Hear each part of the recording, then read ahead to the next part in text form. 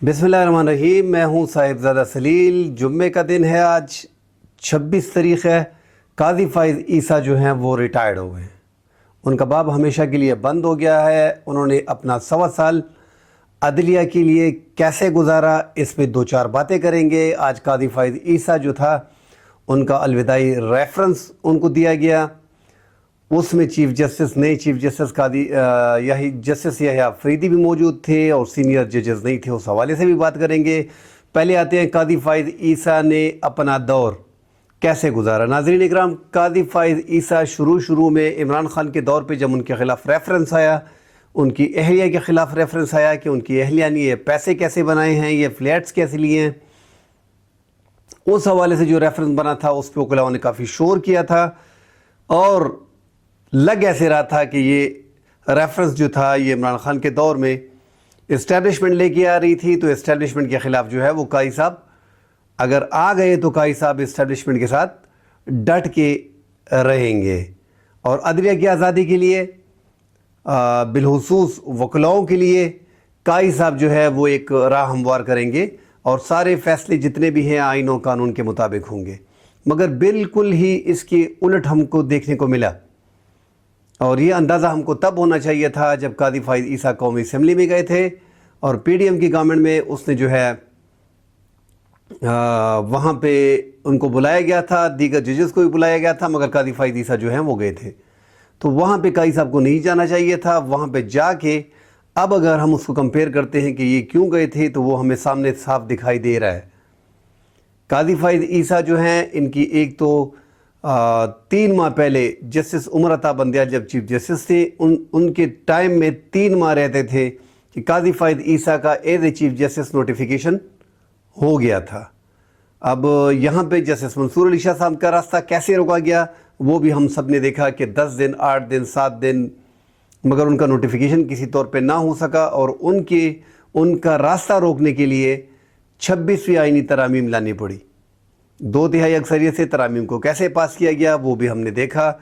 उसमें भी काजी फ़ाइज़ ईसा का रोल क्या था, जस्टिस मंसूर अली शाह साहब को रोकने का रास्ता कैसे फ़राहम किया गया, ये सारा काजी फ़ाइज़ ईसा ने फ़राहम किया। अब काजी फ़ाइज़ ईसा का दौर जो है वो एक ऐसा सियाह दौर रहा है कि उसमें अदलिया की अपनी आज़ादी जो थी वो बंद हो गई।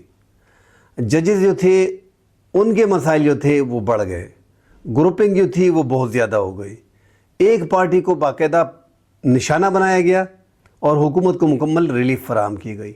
अगर हम जस्टिस उमर अता बंदियाल, साबिक चीफ जस्टिस जितने भी थे, हम रिसेंटली 2-3 जो हैं, आसिफ निसार खोसा, justice Saqib Nisar, justice Umar Ata Bandial, justice Iftikhar Chaudhary, अगर इन सब को देखा है और उनके चीफ जस्टिस का दौरानिया देखा जाए तो काजी फ़ाइज़ ईसा उस पर बरतरी ले गए हैं, सबकत ले गए हैं एक जमात को सपोर्ट करने में।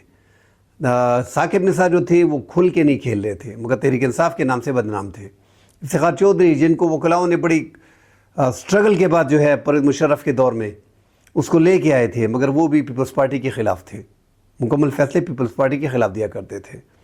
इस तरह जो है उमर अता बंदियाल के बारे में कहा जा रहा था कि इसकी फैमिली जो है वो तहरीक इंसाफ से मिली हुई है, मगर काजी फ़ाइज़ ईसा ने कुछ अजीब सा किया है कि जो शुरू में उसको हम इतना सपोर्ट करते थे कि यार ये जो है रियल बंदा आ गया है, कानून और इंसाफ पे फ़ैसले करेगा, इसमें कोई ऐसा नहीं होगा जिस तरह साबिक सदूर थे या साबिक चीफ जस्टिस थे, मगर काजी फ़ाइज़ ईसा ने उल्ट ही सब कुछ किया। एक जमात उसको टारगेट बनाया जो उससे 1 महीने पहले इलेक्शन से 8 फरवरी 2024 के इलेक्शन से 1 माह पहले तहरीक इंसाफ से सिंबल का निशान छीन लिया गया। जब वो सिंबल का निशान छीन लिया गया तो उसकी वजाहत तक नहीं की गई, आज तक उसको महसूस नशिस्तें नहीं मिली। फिर जो महसूस नशिस्तों का फ़ैसला आया उस पर काजी साहब ने किस तरह स्टैंड लिया वो भी हम सब के सामने है। 63A जो 2 साल से एक रिव्यू पड़ा हुआ था और हुकूमत तो 26वीं आईनी तरामीम करने जा रही थी, उसके बावजूद काजी साहब जो हैं वो 63A की नरसानी को लगाते हैं, वो भी जिस अंदाज में लगाते हैं कि प्रैक्टिस एंड प्रोसीजर एक्ट में तरामीम करके, जो इन्हीं का बनाया हुआ कानून है इसी हुकूमत का, सदारती आर्डिनेंस के ज़रिए उसमें चेंज लाया जाता है और काजी फ़ाइज़ ईसा को जो है उसमें अक्सरियत दी जाती है उस कमेटी में, प्रैक्टिस एंड प्रोसीजर कमेटी में। और उससे जस्टिस मंसूर अली शाह साहब, इनको पता था कि वो बाइकाट करेंगे जब जस्टिस मुनीब अख्तर को निकालेंगे, जस्टिस मुनीब अख्तर को निकाला गया। 3 रुकनी कमेटी में चीफ जस्टिस कादी फायद ईसा और उसके मनपसंद जज जस्टिस अमीनुद्दीन को रखा गया, और फिर अपनी मनपसंद का एक बेंच बना के 63A की नज़रसानी को मंजूर किया गया। उसमें वोट करने की परमिशन दी गई कि जो मेंबरान पास हुए हैं या सेनेट के मेंबरान हैं वो अपनी पार्टी के ख़िलाफ़ वोट दे सकते हैं। इससे पहले अगर वो वोट देते तो उनका वोट शुमार ना होता। तो कादी साहब ने एक बहुत बड़ी हेल्प जो है वो यहाँ पे 63A की थी। हालांकि कादी साहब को 3 मई से पता चल गया था कि वफाकी हुकूमत आइनी तरामीम लेके आ रही हैं, तो उनको फिर जो जितने भी केसेस थे जो आइनी तरामीम से रिलेटेड हैं या किसी सियासी जमात से रिलेटेड थे तो उनमें नहीं बैठना चाहिए था। तो जो सहूलत कादी साहब ने फराहम की, तहरीक इंसाफ के ख़िलाफ़ जो फ़ैसले दिए, तहरीक इंसाफ के किसी केस में उसको नहीं बैठना चाहिए था। एक सियासी जमात का लीडर ख़ुद ही कह रहा है, बार बार कह रहा है, अखलाकी तौर पे जज को उस केसों में नहीं बैठना चाहिए, क्योंकि वहाँ पे इमरान खान के दौर में कायद फायद ईसा का मसला भी आया था। तो ऐसे केसेस से जजेस खुद हट जाते हैं, मगर कादी साहब ने एक ना होने दी और हर तहरीक इंसाफ के हर केस में घुसते रहे, अपने मनपसंद बेंच बनाते रहे और हुकूमत को 100% फ़ायदा फराहम करते रहे। इवन के 3 कौमी असम्बली के केसेस जो उनके सामने लगे उनको भी उठा के, जो 20 और 15 हज़ार की लीड से जीते थे, वो उठा के जो है पाकिस्तान मुस्लिम लीग नून को दी गई, हुक्मरान जमात को दी गई, क्योंकि वहाँ पे आइनी तरामीम करनी थी। आइनी तरामीम के लिए कादी साहब ने बड़ी राहें हमवार की। 63A के साथ मेंबरान को उठा के वहाँ पे देना, तो इससे बड़ी सहूलतकारी और क्या हो सकती है। इमरान खान को उसकी पार्टी का सिंबल का निशान 13 जनवरी को इलेक्शन से 1 माह पहले छीनना, मखसूस नशिस्तों का केस भी हमने देख लिया। तो ये सारा एक जमात के ख़िलाफ़ जो है जितने भी फ़ैसले, आप पूरे के पूरे फ़ैसले कादी साहब के देख लें, उसका सवा 1 साल का टेन्योर देख लें, वो टोटली इंटे इमरान थे। उस पर तहरीक इंसाफ का नाम सुन के उसको चिढ़ थी, उसको गुस्सा आता था। मतलब बोझ में ये सारे फ़ैसले कादी फायद ईसा ने दिए। तो कादी फायद ईसा का जो दौर था वो सुनहरा दौर आप नहीं कह सकते, बल्कि सुनहरा तो मैंने वर्ड इस्तेमाल कर दिया, वो एक तारीख दौर था। वो ये नहीं कि फैसले तहरीक इंसाफ के ख़िलाफ़ थे। अपने जजेस जो अदलिया में मुदाखलत हुई, जो ख़त अभी सीनियर प्यूनी जज जो हैं जस्टिस मंसूर अली शाह साहब उम्रे पे चले गए हैं, इसके अलविदाई रेफरेंस में कादी साहब के बैठे नहीं हैं, उन्होंने जो कहा है वो मैं आपको सुना देता हूँ। कादी फायद ईसा का अलविदाई रेफरेंस में शिरकत न करने की वजूहत परेशान कौन है। उन्होंने कह दिया कि मैं से पहले जो है साकिब निसार के अलविदाई रेफरेंस में भी नहीं बैठा था, क्योंकि वो जो है वो भी कानून और आइन से हट के उनको लाया गया था। अपने ख़त में चीफ जस्टिस मंसूर अली शाह साहब का कहना था कि चीफ जस्टिस का किरदार अवाम के हुकूक का तहफ़्फ़ुज़ करने के साथ साथ अदलिया का दिफा करना होता है, लेकिन इस मामले में कादी फायद ईसा ने अदलिया पर बैरूनी दबाव से नज़रअंदाज हुए। जस्टिस मंसूर अली शाह साहब का कहना था कि सबकदोश होने वाले चीफ जस्टिस ने अदलिया में मुदाखलत रोकने के बजाय इसके दरवाजे खोल दिए। इस ख़त में चीफ जस्टिस मंसूर अली शाह साहब ने यह इल्ज़ाम भी आयद किया है कि कादी फायद ईसा ने अदलिया में मुदाखलत और इसके साथ साथ अदलिया में मुदाखलत कादी फायद ईसा की मिली भगत से हुई।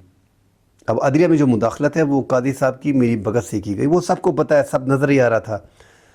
जस्टिस कादी फायद ईसा ने अदलिया में मुदाखलत पर शुतुरमुर्ग की तरह सर रेत में दबा रखा। ये बड़े ख़तरनाक अल्फाज इस्तेमाल किए जस्टिस मंसूर अली शाह साहब ने, बल्कि जस्टिस मंसूर अली शाह साहब ने मुकम्मल चार्जशीट पेश की है। कादी फायद ईसा अदालती रवादारी और हमांगी कायम करने में मुकम्मल नाकाम रहे हैं। उनकी नज़र में अदलिया के फ़ैसलों की कोई कद्र कीमत नहीं।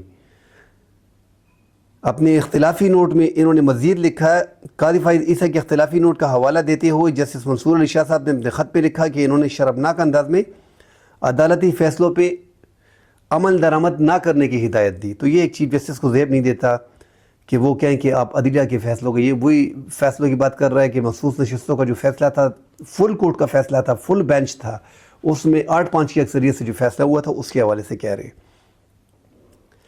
कादी फायद ईसा ने अपने साथी जजेस में तफरीक पैदा करने की कोशिश की और जजेस में तफरीक के आसार तादेर अदलिया पर रहेंगे। अदलिया में ग्रुप बंदी जो उसने कायम की है तो उसके बारे में कह रहे हैं। जस्टिस मंसूर अली शाह साहब ने सुप्रीम कोर्ट के रजिस्ट्रार ऑफिस को लिखे गए ख़त में कहा है कि इनके ख़त को फुल कोर्ट रेफरेंस के तौर पे رکھا جائے. تو جسٹس منصور علی شاہ صاحب نے جو الزامات لگائے ہیں وہ باقاعدہ ایک چارج شیٹ ہے قاضی فائز عیسیٰ کے خلاف. مگر اس چارج شیٹ سے ہٹ کے ہم نے دیکھا ہے کہ قاضی صاحب نے مکمل طور پہ ایسا کردار ادا کیا ہے جو کسی بھی سابق چیف جسٹس نے ادا نہیں کیا. انہوں نے کھل کے دیگر ججز نے تھوڑے بہت سائڈ کی ہے پارٹیوں کی، مگر یہ کھل کے کریز سے نکل کے انہوں نے مسلم لیگ نون کے لیے کھیلا ہے اور پیپلز پارٹی کے لیے کھیلا ہے. اور بلاول بھٹو نے بھی پرسوں ایک بیان داغا ہے ان کے حق میں، اس سے پہلے بیانات بھی دیتی رہے ہیں کہ جسٹس قاضی فائز عیسیٰ جو ہے اس نے مشرف کے ساتھ یہ کیا، اور ذوالفقار علی بھٹو کا جو کیس تھا اس کا یہ کیا، کوئی مائی کا لال ایسا نہیں تھا، یہ واحد چیف جسٹس تھا. پھر اس کے بعد جو تقریر کی اس میں یہ کہا کہ جسٹس قاضی فائز عیسیٰ جو اگر نہ ہوتے تو ہم 26ویں آئینی ترامیم نہیں لا سکتے تھے. تو وہ تو پورے پاکستان کو پتہ ہے کس انداز میں 26ویں آئینی ترامیم آئی، کس انداز میں قاضی صاحب نے ایک راہ ہموار کی اور آپ کو 63A کی پرمیشن دی، لوٹے بناؤ، خرید دو، مارنا ہے اس کو، پیٹنا ہے. پھر آپ نے پاکستان تحریک انصاف کے 5 لوٹے اٹھائے نیشنل اسمبلی میں، ان سے ووٹ کیا اور 26ویں آئینی ترامیم آپ نے منظور کر لیے. تو ساری سہولت کاری جو ہے وہ قاضی فائز عیسیٰ نے فراہم کی. بدقسمتی یہ کہ قاضی صاحب جاتے جاتے سپریم کورٹ میں گروپ بندی چھوڑ کے گئے اور برابر چھوڑ کے گئے. اب نیا جو چیف جسٹس ہے جسٹس یحییٰ آفریدی، وہ تھوڑے سے پھنسے نظر آ رہے ہیں، کیونکہ اس خط میں جسٹس منصور علی شاہ صاحب نے اشارہ بھی دیا ہے نئے چیف جسٹس کو، سابق چیف جسٹس کو سنائی ہے اور نئے کو اشارہ دیا ہے کہ جب تک practice and procedure committee proper طریقے سے اس کے لیے جو ہے فل کورٹ نہیں بیٹھتا یا اس کو صحیح نہیں کیا جاتا، تب تک میں خصوصی بینچوں میں نہیں بیٹھے گا، عام روٹین کا کام کرے گا. اب دیکھنا یہ ہے کہ جسٹس یحییٰ آفریدی کیا میسیج دیتے ہیں. جسٹس یحییٰ آفریدی کا پورا ڈیپینڈ جو ہے وہ پریکٹس اینڈ پروسیجر کمیٹی پہ ہے. اگر پریکٹس اینڈ پروسیجر کمیٹی میں وہ 2 سینئر ججوں کو ساتھ بٹھاتے ہیں، اس کا مطلب ہے کہ یحییٰ آفریدی حکومت کو سگنل دے رہے ہیں کہ میں ججز کے ساتھ کھڑا ہوں. اور اگر وہ پریکٹس اینڈ پروسیجر کمیٹی میں موسٹ سینئر ججوں کو چھوڑ کے باقی جج بٹھاتے ہیں تو پھر حکومت کو یہ پیغام دیا جائے گا کہ آپ جو کرنا چاہیں، میں قاضی صاحب کی طرح اسی طرح لگا رہوں گا. تو یہاں پہ پھر میں بھی پاسبل ہے کہ جسٹس منصور علی شاہ صاحب یا جسٹس منیب اختر جو حکومت چاہتی ہے کہ وہ ریزائن کرے تو اس کی طرف بھی پھر جا سکتے ہیں. اب یہ ڈیپینڈ ہے نئے چیف جسٹس پہ کہ وہ اپنی عدلیہ کو کنٹرول کرے اور اپنے ججز کو کیسے آرام کرتے ہیں. جسٹس منصور علی شاہ صاحب کو کیسے راضی کرتے ہیں، جسٹس منیب اختر کو کیسے راضی کرتے ہیں. یہ بہت بڑا امتحان ہے جسٹس یحییٰ آفریدی کے لیے. اللہ کرے وہ اس امتحان میں سرخرو ہوں تاکہ عوام کو ریلیف مل سکے اور عوام کے فیصلے ہو سکے. حکومت نے تو ویسے بھی قاضی صاحب کی پوری سفارش پہ وفاقی، جو قاضی صاحب نے بڑی کوشش کی تھی کہ وفاقی آئینی کوڈ بنایا جائے گا، میری عمر میں توسیع کیا جائے گا، میری عمر کو 65 سے ریٹائرمنٹ کے بعد 68 سال کر دیا جائے گا، مجھے ادھر کا سربراہ بنایا جائے گا. یہ پورا پلان پہلے سے تیار تھا، مگر مولانا فضل الرحمان صاحب نے اس میں ٹانگ اڑا دی اور قاضی صاحب کو آنے نہیں دیا. اب بھی سپریم کورٹ کی مکمل پاور کو لے لیا گیا ہے. مجھے نہیں لگتا اگر یہ جسٹس یحییٰ آفریدی ہے یا جسٹس منصور علی شاہ صاحب آتے یا جسٹس منیب اختر آتے، ان سے پاور لے لی گئی تو ان کا کوئی فائدہ نہیں ہے. پاور یہ سب دے رہے ہیں وفاقی آئینی بینچ کو، جو سپریم کورٹ میں ہی بیٹھا رہے گا، مگر سپریم کورٹ کا چیف جسٹس اس سے پوچھ نہیں سکے گا اور کسی بھی عدالت کا کیس یہ اٹھا کے اپنے پاس رکھ لے گا. آئینی بینچ کو اتنا اختیار دیا گیا ہے. اور آئینی بینچ کے لیے جو سربراہ بنایا جا رہا ہے اس کے لیے جسٹس امین الدین کو ہر قیمت پہ یہ کوشش کر رہے ہیں کسی طریقے سے اس کو لایا جائے، کیونکہ جو 175A کا جو راستہ رکھا گیا ہے، جس سے موسٹ سینئر جج جو ہے وہ آٹومیٹیکلی خود ہی چیف جسٹس صدر مملکت اس کا نوٹیفیکیشن جاری کرتا، اس میں ترمیم ہو گئی ہے اور ایک طریقہ کار بنایا گیا ہے کہ 3 رکنی پینل جائے گا پارلیمانی کمیٹی کے پاس، اور پارلیمانی کمیٹی کے 13 ممبران ہیں جس میں حکومت کی واضح 2/3 اکثریت ہے. اس میں وہ کسی بھی چیف جسٹس کو، کسی بھی جج کو، کسی بھی آئینی سربراہ کو آسانی سے لے کے آ سکتے. تو حکومت نے جو چاہا وہ اس نے کر دیا، مگر قاضی صاحب کے جانے کا ان کا بڑا دکھ ہے کہ قاضی صاحب کو کسی طریقے سے وہ روک لیتے، کیونکہ الیکشن ٹریبیونلز کی جتنے بھی کیسز تھے ان پہ قاضی صاحب نے مٹی ڈالی. ہر طریقے سے من پسند ٹریبیونلز کے ججوں کو پنجاب حکومت کو دیا گیا، الیکشن کمیشن کو دیا گیا. الیکشن کمیشن کی پوری سسٹم کو جو ڈیمالش ہے، جو اس ٹائم پہ اس نے اتنا تاریخ کا سب سے بدترین الیکشن جو کرایا ہے، اس میں سوالات تھے، سپریم کورٹ نے بھی کھڑے کیے تھے، مگر قاضی صاحب نے اس کو بھی سیف کیا، پورے الیکشن کمیشن کو بچایا تاکہ وہ دھاندلی کھل کے سامنے نہ آ سکے. تو قاضی صاحب نے مکمل سپورٹ اس نظام کو فراہم کیے، اس حکومت کو، تاکہ یہ حکومت چلے، اور یہ باقاعدہ اس نظام کا حصہ تھے، کہ اس پلان کا حصہ تھے کہ یہ نظام چلے، عمران خان کی حکومت نہ آئے، عمران خان اقتدار میں نہ آئے۔ یہ دوسرے الفاظ میں یہی مطلب ہے اس کا۔ کل انشاءاللہ اگلے پروگرام میں ملتے ہیں۔ اللہ حافظ۔